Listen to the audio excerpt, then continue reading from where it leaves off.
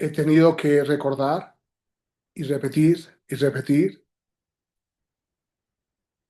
que aún todavía en México no tenemos un proceso oral. He tenido que repetir que no tenemos todavía la oralidad, no la entendemos. Y muchas veces podría ser porque no leemos tanto que es escrito, porque no hacemos debate, porque a veces cumplimos con estar en una materia de maestría, de doctorado, de licenciatura, de especialidad, pero no profundizamos en los grandes temas. Y lógicamente podríamos estar fracasando si hemos convertido un proceso falsamente oral en un proceso falsamente escrito.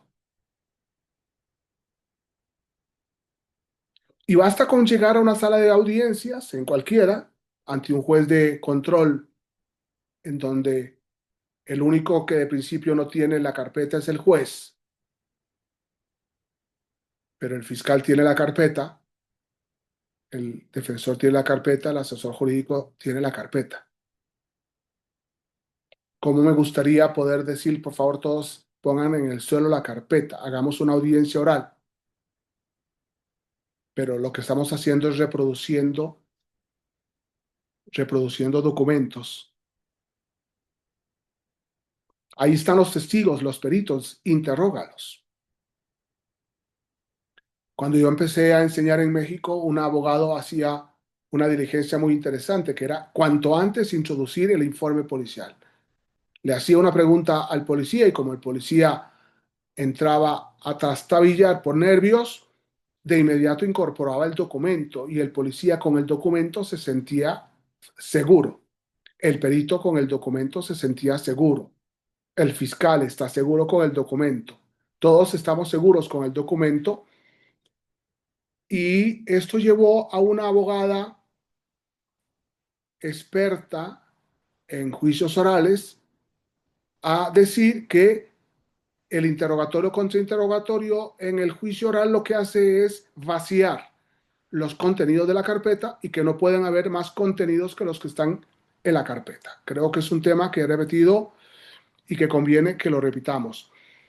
Toda esta realidad de jueces, de fiscales, de asesores jurídicos, de defensores con carpeta en mano, nos están demostrando clarísimamente que no hemos renunciado a la averiguación previa del siglo pasado y de este siglo, porque la averiguación previa va muriendo por ahí del 2004 en Nuevo León, 2006 en Oaxaca, Chihuahua, y así por el estilo, hasta la reforma del 2008 y todavía el código del 2014-2016. Y no hemos logrado la oralidad. ¿Por qué? Porque no hemos logrado que el juez resuelva con lo que se escucha en la audiencia y mediación, que el juez resuelva con la contradicción de las partes.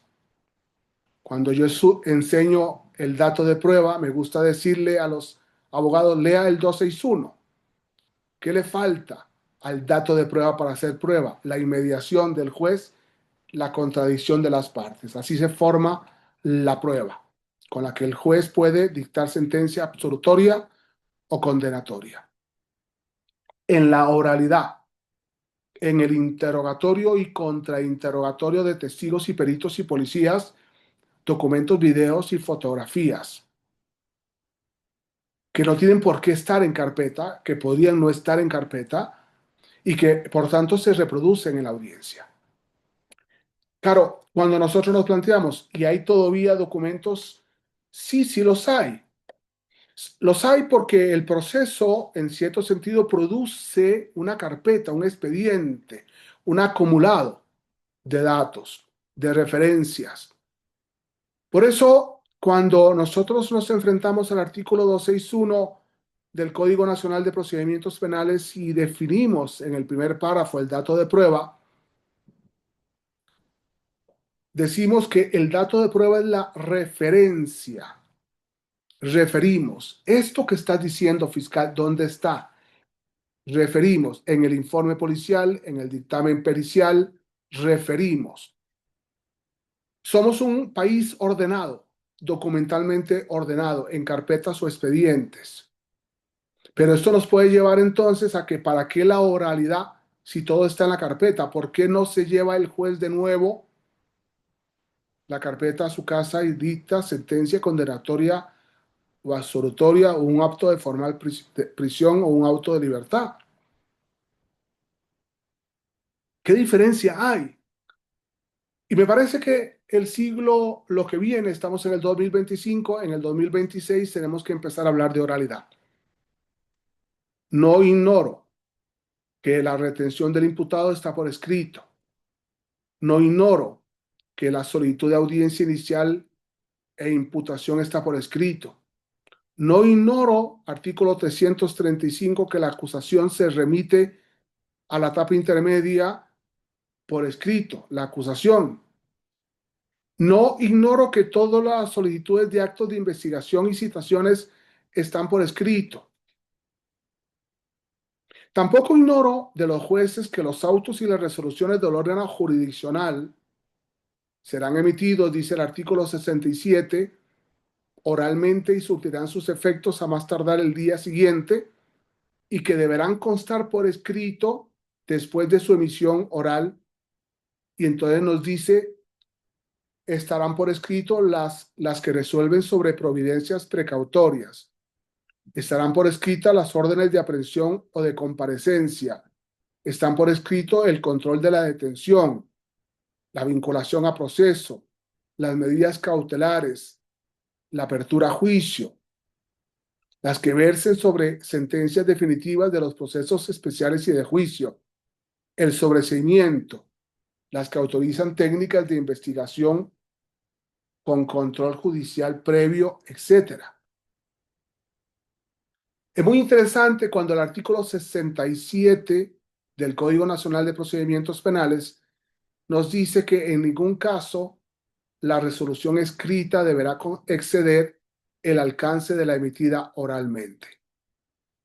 Y nosotros tendríamos que plantearnos un tema, como me gusta hacerlo, un tema de debate, de foro, de discusión. ¿Qué es más valioso? ¿La sentencia escrita o la sentencia oral pronunciada por el juez y que consta en la videograbación? ¿Qué es más valioso? Porque le estamos dando valor, artículo 67, a lo que está escrito. Surtirá sus efectos inmediatamente y deberá dictarse de forma inmediata a su emisión en forma oral, sin exceder de 24 horas, salvo disposición que establezca otro plazo. ¿En qué país estamos? En México. ¿Estamos haciendo las cosas bien? No. ¿El juicio es tan rápido como debe ser un juicio oral? No. ¿El juicio es una construcción oral de lo escrito? Sí. Y por tanto, no es un juicio oral, sino un juicio escrito, en el que al final, todo lo que está ocurriendo en la audiencia inicial, en la audiencia de control de detención, en la audiencia de vinculación a proceso, en la audiencia intermedia o de preparación del juicio oral o en la audiencia oral de juicio, está en la carpeta de investigación. No estamos produciendo conocimiento a través del debate de la audiencia de juicio. Muchas gracias.